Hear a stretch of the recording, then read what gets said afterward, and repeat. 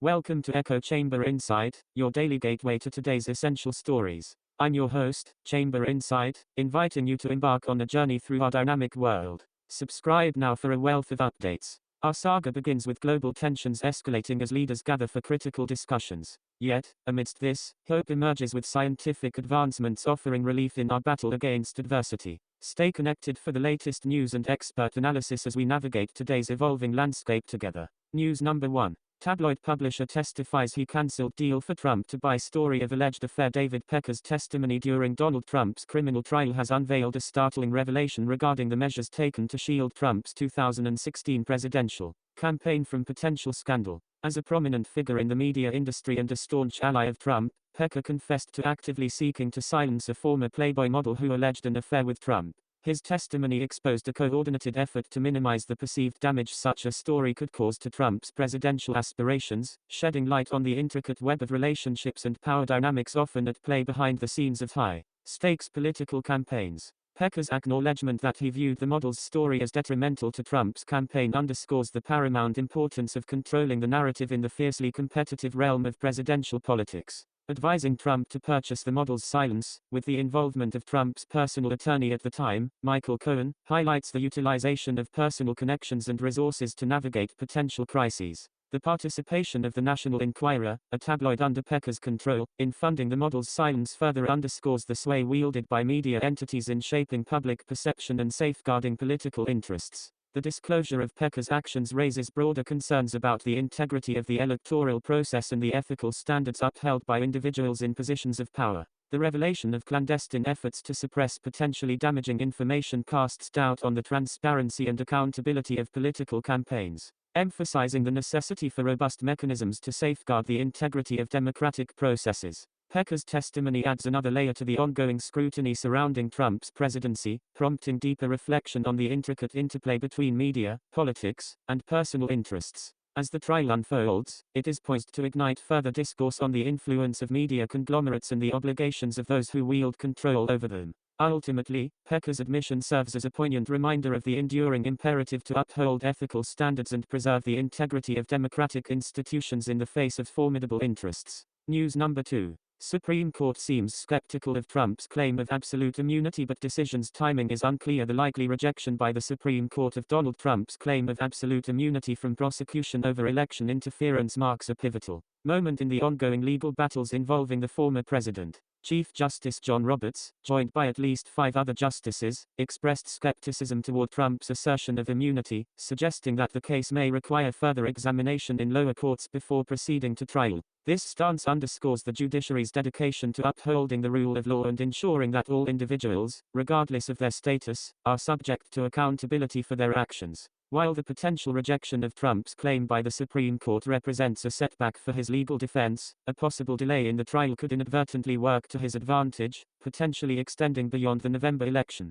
Such a delay could provide Trump with additional time to navigate the legal terrain and devise his defense strategy, while also allowing for shifts in the political landscape that could influence public opinion on his case. The timing of any trial is crucial, particularly in the context of electoral politics, presenting both challenges and opportunities for Trump and his legal team. Notably, Justices Gorsuch and Kavanaugh's acknowledgement that former presidents may possess some level of immunity adds complexity to the case, leaving room for various potential outcomes. While this acknowledgement may offer a glimmer of hope for Trump's legal defense, it underscores the nuanced nature of presidential immunity and emphasizes the importance of a thorough examination of legal precedent and constitutional principles. The Supreme Court's deliberations on this matter are likely to not only determine the outcome of Trump's specific case but also shape broader understandings of executive immunity and accountability within the American legal system. News number 3. Biden names new special envoy for Middle East humanitarian issues. Lise Grand's appointment as the coordinator for humanitarian aid to Gaza, succeeding David Satterfield under the Biden administration,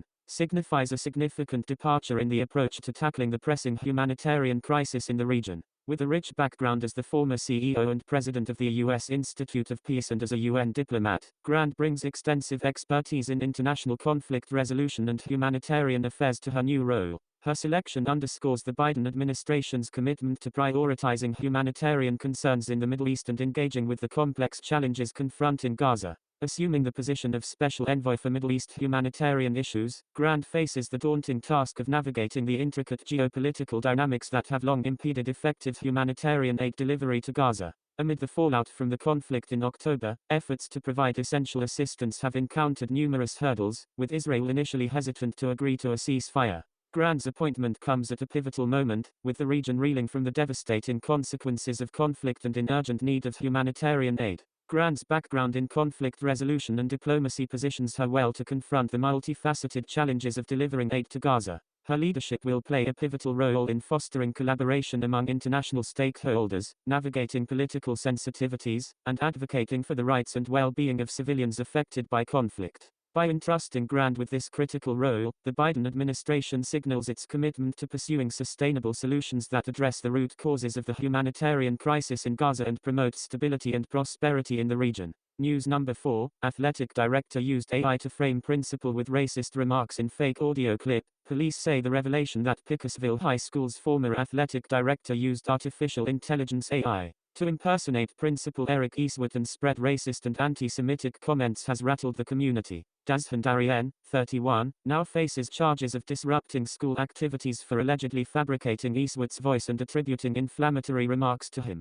The Baltimore County State's Attorney's Office disclosed that Darien employed AI technology to mimic Eastwood's voice, disseminating false and harmful content on social media platforms in January. This alarming incident underscores the dangers of AI misuse and emphasizes the urgent need for greater awareness and safeguards against such malicious behavior. Collaboration between law enforcement officials and AI experts is underway to investigate the case, with initial assessments suggesting that the voice in question was artificially generated. The dissemination of disparaging comments targeting black students in the Jewish community has elicited outrage and condemnation, fueling widespread social media circulation and community concern. The incident prompts critical questions about the ethical implications of AI manipulation and underscores the responsibility of individuals to use technology responsibly and ethically. The repercussions of Darien's actions extend beyond his arrest, causing significant harm to the reputation and integrity of both Principal Eastwood and Pickersville High School. Furthermore, the incident highlights broader societal challenges in combating hate speech and misinformation in the digital age. As technology advances, addressing the potential misuse of AI becomes increasingly vital, necessitating the implementation of safeguards to mitigate its harmful effects.